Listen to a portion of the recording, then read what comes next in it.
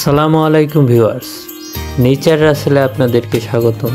আজকে আপনাদের জন্য একটি নতুন ভিডিও নিয়ে হাজির হলাম।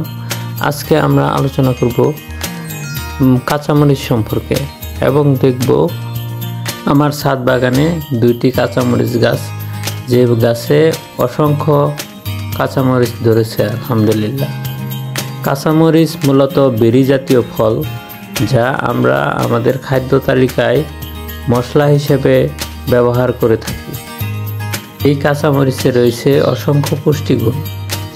কাঁচামরিচে রয়েছে ক্যাপসাইকিং নামক একটি উপাদান, যা কাঁচামরিচের ঝালের জন্য দায়ী।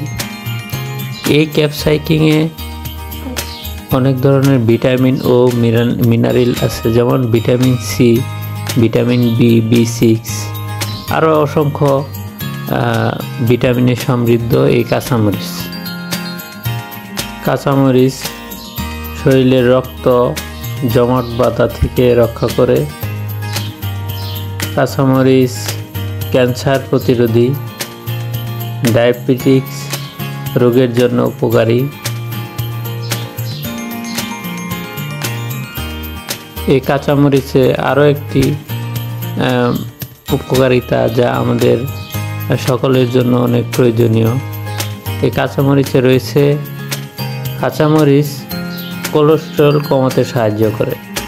তাই যারা ওজন কমাতে চান, তাদের খাদ্য তালিকায় প্রতিদিন কাঁচামরিচ রাখতে পারেন।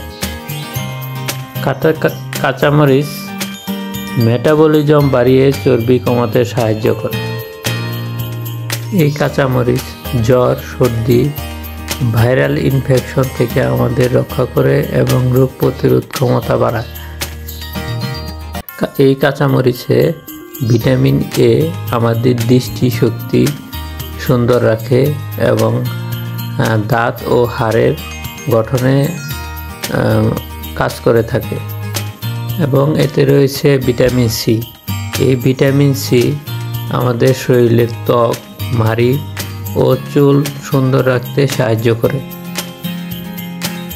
বিশেষজ্ঞরা মনে করেন কাঁচামরিচ কাঁচা খাওয়াই ভালো, কেননা তারা বলেন কাঁচামরিচ 370 ডিগ্রিতে সিদ্ধ করলে এর পুষ্টিগুণ নষ্ট হয়ে যাওয়ার সম্ভাবনা থাকে। এবং ভিডিওটি শেষ পর্যন্ত দেখার জন্য ধন্যবাদ। এবং ভিডিওটি কেমন হয়েছে কমেন্ট ও লাইক করে জানাবেন প্লিজ।